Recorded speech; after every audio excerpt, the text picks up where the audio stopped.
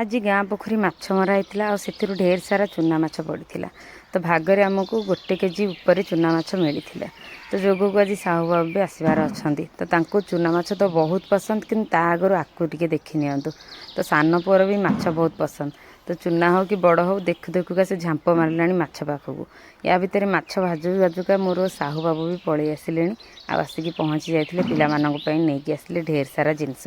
कौन से सब तो पछरे देखिए आग तांको रिएक्शन को भी देखी नियंतु कहीं चूना माछ देखिकी दौड़ी पलि आसिले हाथ ताती जाऊँगी धरू धरुका पछे किंतु सुंघिया को हेटा बाद पड़ूनी तो कहले आज भेंडी पकईकी टी रांधिदेव मुझे कहली हाँ ठीक अच्छे रांधिदेवी आउ तो नहीं आसते चाउमिन आ सहित माछ रंधा टी नहीं आसते सबू पिला मानू बाढ़ी पोड़ी देते आ जो माछ रंधा नहीं आसते से गोटे लांच थी से मुझे खाई आउपटे जा देखला बेलू दुआरे से कौन गाधुआ पाधुआ करेंगे पिला सांगे लुंगी पिंधिकी से चलते क्रिकेट खेल